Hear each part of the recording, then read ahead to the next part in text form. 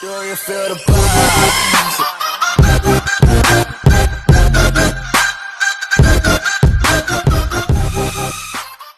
Hello everyone, welcome to my channel. আমরা আজকে আলোচনা করব series and parallel connection in DC circuit. আমরা যদি সিরিজ সার্কিটের দিকে প্রথমে দেখি,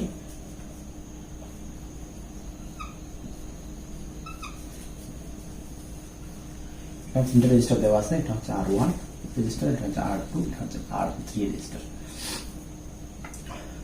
এই রেজিস্টার দুটো টার্মিনাল আছে, একটা হচ্ছে টার্মিনাল 1, এটা হচ্ছে টার্মিনাল 2, এটা হচ্ছে terminal 1, terminal 2 for R2, terminal 1 and terminal 2 for R3 resistor. এবার এটার কানেকশনটা যদি এরকম থাকে, তো 2 নম্বর টার্মিনালটা 1 নম্বর টার্মিনালের সাথে কানেকশন করা আছে, এটা 2 নম্বর টার্মিনালটা এটার সাথে 1 নম্বরের সাথে কানেক্ট করা আছে। যদি আমরা এই দিকে একটা কারেন্ট ফ্লো করাই, এই কারেন্টটা কিন্তু R1 এর মধ্যে দিয়ে ফ্লো করবে, R2 এর মধ্যে দিয়ে ফ্লো করবে, R3 এর মধ্যে দিয়ে ফ্লো করবে, অর্থাৎ প্রত্যেকটা রেজিস্টারে সেম কারেন্ট ফ্লো করবে। এই ধরনের কানেকশনকে আমরা বলবো series connection. Properties of series connection.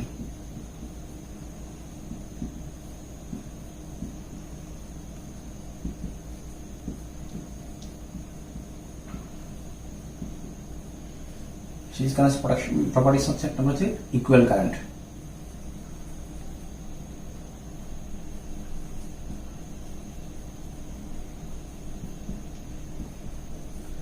দুই নম্বর হচ্ছে এখানে প্রত্যেকটা রেজিস্টার ভোল্টেজ ড্রপ হবে, অর্থাৎ ভোল্টেজ আনইকুয়াল।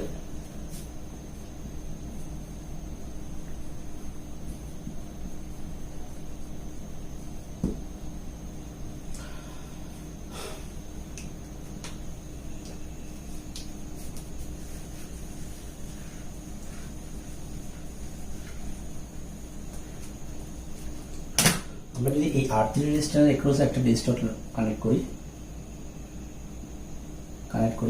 এই ক্ষেত্রে এই রেজিস্টারের 1 নাম্বার এবং 2 নাম্বার টার্মিনাল, অর্থাৎ এক প্রান্তগুলো একদিকে কানেক্টেড করা এবং অন্য প্রান্তগুলো আরেকদিকে কানেক্টেড করা। অর্থাৎ এই সার্কিটটা দেখতে সিরিজ সার্কিটের মতো মনে হলেও এই অংশটা কিন্তু সিরিজ না, কারণ আমরা যদি এই অংশের মধ্যে একটা কারেন্ট ফ্লো করাই, এই কারেন্টটা দুটো অংশে ডিভাইড হয়ে যাবে। অর্থাৎ R1 এর মধ্যে যে কারেন্ট ফ্লো করবে, একই পরিমাণ কারেন্ট R3 এর মধ্যে ফ্লো করবে না। যদি কারেন্ট আনইকুয়াল হয়, তাহলে এটাকে আমরা সিরিজ কানেকশন বলতে পারি না।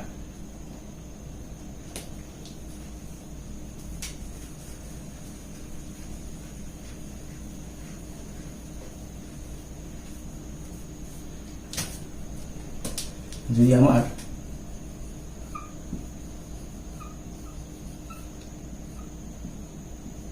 তিনটা রেজিস্টার সিরিজে কানেকশন করা থাকে, R1, R2, R3, তাহলে এই টোটাল সার্কিটের ইকুইভ্যালেন্ট রেজিস্ট্যান্সটা হবে, আর ইকুইভ্যালেন্ট ইকুয়ালটা হবে R1 plus R2 plus R3। যদি এখানে আরো রেজিস্টার কানেক্ট করা থাকে, তাহলে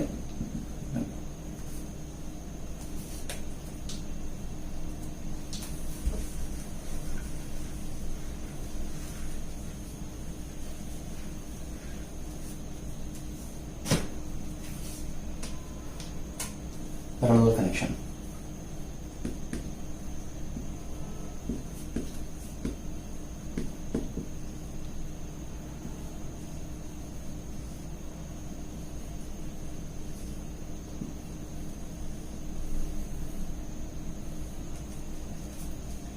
এখানে তিনটা রেজিস্টার দেওয়া আছে, একটা হচ্ছে R1, এটা হচ্ছে R2, এটা হচ্ছে R3, আর এখানে একটা ভোল্টেজ সোর্স কানেক্ট করা আছে। এক্ষেত্রে আমার R1, R2, R3 এর একদিকের টার্মিনালগুলো একসাথে কানেক্টেড করা আছে এবং অপর প্রান্তগুলো একসাথে কানেক্টেড করা আছে। এবং আমরা যদি এতে একটা কারেন্ট ফ্লো করাই, কারেন্টটা তিনটা অংশে ডিভাইড হবে। যেখানে কারেন্ট ডিভাইড হবে, এই ধরনের সার্কিটকে আমরা বলবো প্যারালাল কানেকশন, যেহেতু আমার কারেন্ট ডিভাইড হয়ে যাচ্ছে।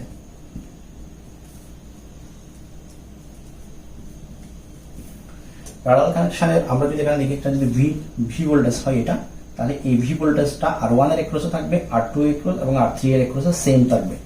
তাহলে এটার প্রপার্টিজ হচ্ছে ইকুয়াল ভোল্টেজ,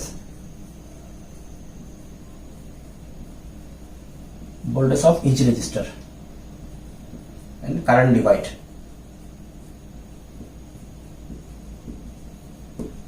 কারেন্ট ডিভাইড করবে। আর আমরা যদি এটার ইকুইভ্যালেন্ট রেজিস্ট্যান্স দেখি, তো প্যারালাল সার্কিটের ইকুইভ্যালেন্ট রেজিস্ট্যান্স হবে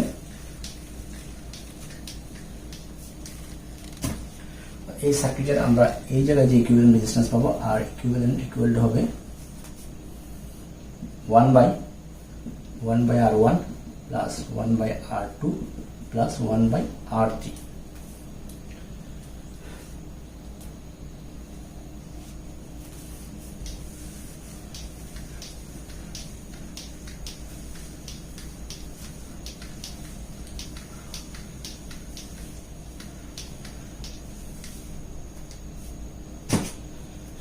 যদি আমার সেম ভ্যালুর চারটে রেজিস্ট্যান্স, তিনটা রেজিস্ট্যান্স প্যারালাল থাকে, 10 ohms, 10 ohms and 10 ohms, তাহলে ইকুইভ্যালেন্ট রেজিস্ট্যান্স হবে আর ইকুয়াল টু 10/3। তো যতটা রেজিস্ট্যান্স আছে তার দিয়ে ভাগ হবে টোটাল রেজিস্ট্যান্স। প্রত্যেকটা রেজিস্ট্যান্স এর ভ্যালুকে যতগুলো রেজিস্ট্যান্স আছে ততগুলো ভাগ করলে সহজে আমরা বের হয়ে যাবে টোটাল রেজিস্ট্যান্সটা। যদি এখানে আরো 10টা রেজিস্ট্যান্স থাকতো, সেম ভ্যালু 10টা রেজিস্ট্যান্স, 10 থাকতো, তাহলে 10 দিয়ে ভাগ করলে আমরা টোটাল রেজিস্ট্যান্স পেয়ে যেতাম।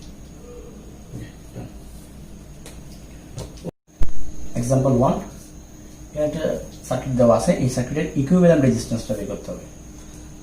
তো আমরা যদি ইকুইভ্যালেন্ট রেজিস্ট্যান্স বের করতে যাই, তাহলে এখানে দেখা যাচ্ছে 4 ohm, 5 ohm, 3 ohm এটা সিরিজ কানেক্টেড করা আছে। কারণ আমরা যদি এই সার্কিটের মধ্যে যদি কোনো কারেন্ট ফ্লো করাই, এই কারেন্টটা 4 ohm, 5 ohm এবং 3 ohm এর মধ্যে ইকুয়ালি ফ্লো হবে। তাহলে এই তিনটা রেজিস্ট্যান্স মিলে একটা রেজিস্ট্যান্স, সেটা হচ্ছে R1 বললাম, সেটা হচ্ছে 4 ohm, 5 ohm প্লাস 3 ohm,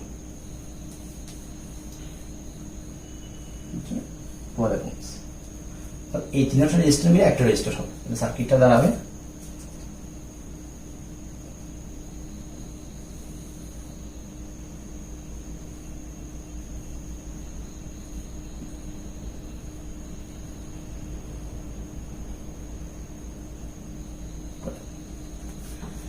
এখন আমরা যদি একটা কারেন্ট ফ্লো করাই, এই কারেন্টটা দুটো অংশে ডিভাইড হবে, 4 ohm এর মধ্যে ফ্লো হবে, 12 ohm এর মধ্যে ফ্লো হবে। যদি কারেন্ট ডিভাইড হয় তাহলে আমরা এটাকে বলবো প্যারালাল সার্কিট। তাহলে R1 এবং 4 ohm হচ্ছে প্যারালাল কানেক্টেড। এই দুটো মিলে একটা রেজিস্ট্যান্স হবে, সেটা হচ্ছে R2 ইকুয়াল টু হবে 4 প্যারালাল 12। এটা মানে আসবে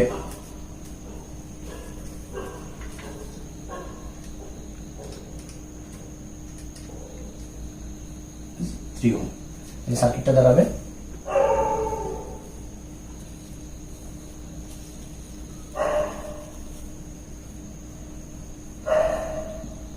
R2 equal to 3 ohms।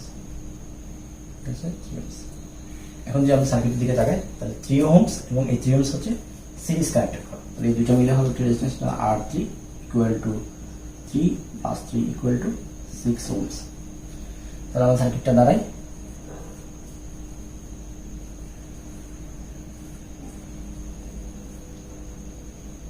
6, 6, 4, 3। তাহলে এই সার্কিটের দিকে তাহলে দেখা যাচ্ছে 6 ohm এবং 6 ohm হচ্ছে প্যারালাল। তাহলে R4 ইকুয়াল হবে, যেহেতু দুটোটা ইকুয়াল ভ্যালু, 6 and 6, রেজিস্টার হচ্ছে দুইটা, 2 দিয়ে ভাগ হবে 3 ohms। তাহলে এই সার্কিটটা দাঁড়াবে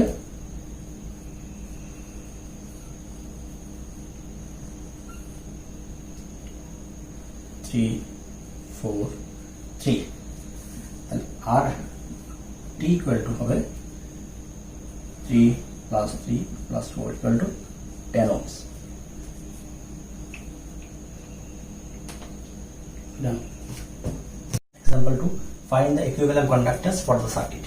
কন্ডাক্ট্যান্স কি? কন্ডাক্ট্যান্স হচ্ছে একটা সার্কিটের রেজিস্ট্যান্সের যে বিপরীত ভ্যালু, সেটাই হচ্ছে কন্ডাক্ট্যান্স। কন্ডাক্ট্যান্সের ইউনিট হচ্ছে সিমেন্স। এখানে সার্কিট দেওয়া আছে, এই সার্কিটের ইকুইভ্যালেন্ট কন্ডাক্ট্যান্সটা বের করতে বলছে। এখানে আমার সার্কিটটার দিকে যদি তাকাই, 12 এবং 8 সিমেন্সের দুইটার কন্ডাক্ট্যান্স প্যারালাল কানেক্ট করা আছে, তার সাথে 5 সিমেন্সের একটা রেজিস্ট্যান্স কন্ডাক্ট্যান্স সিরিজ কানেক্টেড করা আছে, এবং এই টোটালটার সাথে 6 সিমেন্সের একটা কন্ডাক্ট্যান্স প্যারালাল করা আছে। তাহলে আমরা যদি ইকুইভ্যালেন্ট কন্ডাক্ট্যান্স বের করতে যাই, কন্ডাক্ট্যান্সকে আমরা G দ্বারা রিপ্রেজেন্ট করব। ইকুইভ্যালেন্ট কন্ডাক্ট্যান্স হবে আমার এখানে 8 এবং 12 এই দুইটা প্যারালাল কানেকশন করা আছে। যদি প্যারালাল থাকে যদি আমাদের কন্ডাক্টেন্স বের করতে বলে তাহলে এটা হবে বিপরীত অপারেশন। যদি আমরা একটা রেজিস্ট্যান্স হতো তাহলে কি করতাম, 12 প্যারালাল 8, তাহলে এক্ষেত্রে হবে 8 প্লাস 12, এই দুটা মিলে একটা হয়ে যাবে। যদি আমরা একটা নিয়ে আসি তাহলে যে ভ্যালুটা পাবো এটা 5 সিমেন্সের সাথে সিরিজ কানেক্টেড করা আছে। যদি সিরিজ থাকে তাহলে এটার অপারেশনটা হবে প্যারালালের মতো, তাহলে এটার সাথে এটা হবে প্যারালাল। এখন এই দুটা মিলে একটা রেজিস্ট্যান্স, একটা কন্ডাক্টেন্স দেখাবে। এখন এই দুটা প্যারালাল, যদি প্যারালাল থাকে আমাদের এটা অপারেশনটা হবে সিরিজের মতো, প্লাস 6, তাহলে টোটাল আসে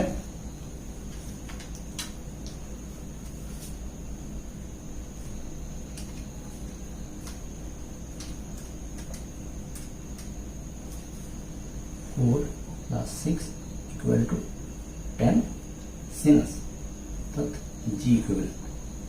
তাহলে কন্ডাক্টেন্সের মান হচ্ছে এই সার্কিটের ইকুইভ্যালেন্ট কন্ডাক্টেন্স হচ্ছে 10 সিমেন্স। যদি এই সার্কিট থেকে ইকুইভ্যালেন্ট রেজিস্ট্যান্স বের করতে বলতো তাহলে হবে আর ইকুইভ্যালেন্ট ইকুয়ালটা হবে 1 বাই জি ইকুইভ্যালেন্ট, অর্থাৎ 1 বাই 10 ওহমস হবে